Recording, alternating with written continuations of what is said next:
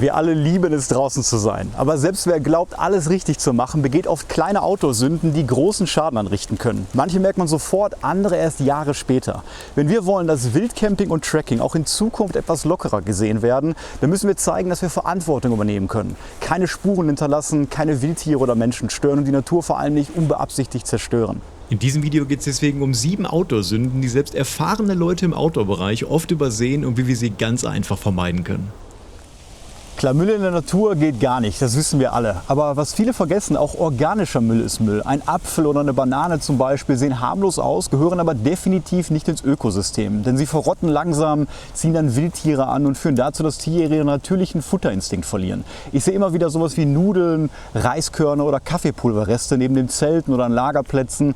Alles Dinge, die draußen nichts zu suchen haben. Und selbst so Bioseife oder biologisch abbaubare Reinigungstücher vielleicht brauchen oft Wochen oder Monate, um sich zu zersetzen und hinterlassen dann wirklich unschöne Rückstände im Boden oder Wasser. Und deswegen alles mitnehmen, wirklich bis zum kleinsten Krümmel, auch wenn man kocht oder wäscht, macht man das immer mit Abstand zu Gewässern, aber dazu kommen wir gleich noch. Eine der unterschätztesten Sünden ist das Umgestalten der Landschaft. Gute Plätze findet man und man schafft sie nicht, das sagt man immer wieder. Viele ebnen dann den Boden ein, brechen Äste ab oder räumen Steine zur Seite, um ihr Lager bequemer zu machen.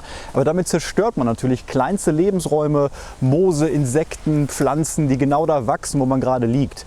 Mit modernen Isomatten oder Luftmatratzen zum Glück braucht niemand mehr den Waldboden wirklich vorzubereiten.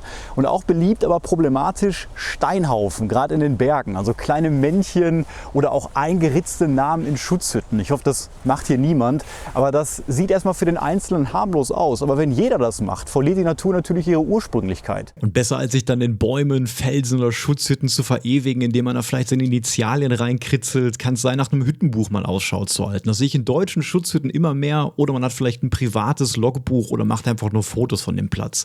Ihr könnt euch gar nicht vorstellen, was ich auf deutschen Wanderwegen schon für Verschmutzung und Vandalismus in den Schutzhütten vorgefunden habe. Und das ist so schade, weil die neu wirklich schön sind, und da kann man die Gemeinden natürlich verstehen, wenn die auch irgendwann sagen, wir möchten nicht, dass noch mehr Leute da sind und vielleicht schlafen, um einfach weniger Dreck und Zerstörung dieser Anlagen zu haben. Und dann gibt es noch eine Sünde, über die kaum jemand nachdenkt. Ich selber auch viele Jahre nicht, bis ich davon gehört habe. Und das ist das Einschleppen invasiver Arten. Klingt erstmal harmlos, ist es aber leider nicht. Denn zum Beispiel über seine Trailrunner, Schuhe, Wanderschuhe, Zeltböden, Heringe oder Rucksäcke transportieren wir dann oft Samen oder Mikroorganismen von einer Region in die nächste. Und Studien haben wirklich gezeigt, dass genau das einer der wichtigsten Verbreitungswege invasiver Pflanzen ist. Und das vor allem sehr stark in den Alpen, Pyrenäen und Karpaten. Entlang bekannter Trails, wie zum Beispiel der Tour de Mont Blanc, wurden sogar Pflanzen aus Nordamerika gefunden, die sich dort inzwischen etabliert haben. Und deshalb gibt es an einigen Routen heute schon gewisse Schuhwaschstationen. Da geht man einfach hin, wäscht alles ab und weiß, dann hat man diese Gefahr eben nicht. Und wer seine Ausrüstung dann regelmäßig reinigt, besonders nach Touren im Ausland, der hilft auf jeden Fall an solche Arten gar nicht erst zu verbreiten. Eine kleine Handlung wirklich, die langfristig sehr viel bewirken kann, weil diese invasiven Pflanzen natürlich das lokale Ökosystem verändern können, andere Pflanzen daran hindern können zu wachsen, und so gerät dann gerade an den Trails, da sieht man wirklich alles ins Ungleichgewicht, was vielleicht an entlegenen Bergregionen gar nicht der Fall ist, wo keine Wanderwege durchführen. Viele Spuren können auch entstehen, ohne dass man es eigentlich richtig merkt. Wenn so ein Pfad mal wirklich matschig wird, gehen viele einfach draußen herum. Und dadurch verbreitern sich die Trails jedes Jahr um weitere Meter. Vielleicht kennt ihr das selber. Es liegt eine große Pfütze im Weg oder ein Baum ist umgekippt. Dann sieht man relativ schnell, dass sich so ein paar Alternativwege wirklich daneben bilden. Aber gerade in sehr beliebten Gebieten führt das dann irgendwann dazu, dass die Wege leider komplett gesperrt werden oder aufwendig restauriert werden müssen. Und auch das Abkürzen dann von Serpentinen, gerade in den Alpen zum Beispiel, kann massive Bodenerosion verursachen, die dann die Wurzeln freilegen und der Boden komplett ausgewaschen wird. Und deswegen, wenn es geht, lieber auf dem Weg bleiben, auch wenn es mal irgendwo unbequem oder nass wird. Und das ist gerade in Naturschutzgebieten natürlich doppelt so wichtig. Dort kann schon ein Schritt daneben dann die Pflanzen zerstören, die nur dort wachsen. Leave No Trace bedeutet eigentlich dann auch nicht perfekt zu sein, sondern bewusst unterwegs zu sein. Und ich laufe natürlich auch manchmal irgendwie außen rum, wenn es gar nicht anders geht, aber wenn es nur ein Baumstamm ist, kann man vielleicht in Zukunft da drüber laufen, ohne dass so ein schöner Single-Trailer irgendwann wirklich leider komplett geschlossen wird. Zum Beispiel ist es durch die Zunahme des Besucheraufkommens im sauerländischen Wald durch Wanderer im Laufe der Zeit schon immer wieder zu großen Neugestaltungen von bestehenden Wanderwegen gekommen und das nicht nur, um sie schöner zu machen, wie im Beispiel des Rothaarsteigs, um da auf einen geringeren Anteil an Forst- und asphaltlastigen Trails zu kommen, um Zertifizierungen zu erhalten, sondern auch, weil auf vielen ursprünglichen Wegen wie der Sauerland-Waldroute die hohe und vielleicht sogar falsche Nutzung in Konflikt mit dem Naturschutz standen.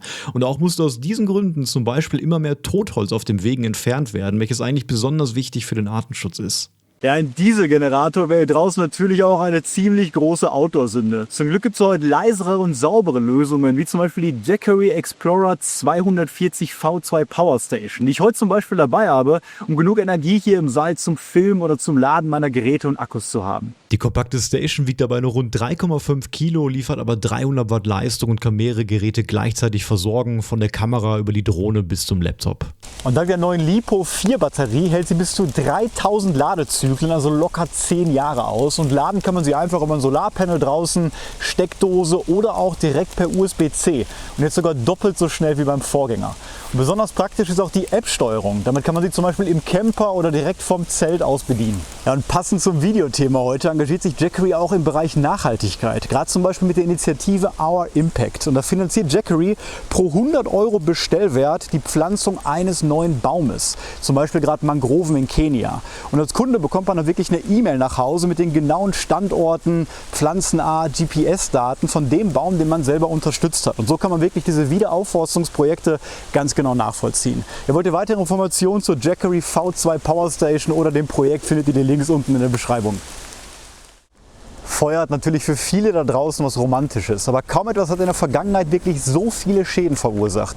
In fast allen europäischen Ländern gilt deswegen offenes Feuer nur dort, wo es ausdrücklich erlaubt ist. Und das Problem ist hier nicht nur die Waldbrandgefahr, sondern auch die Brandnarben im Boden, die wirklich über viele Jahre sichtbar bleiben.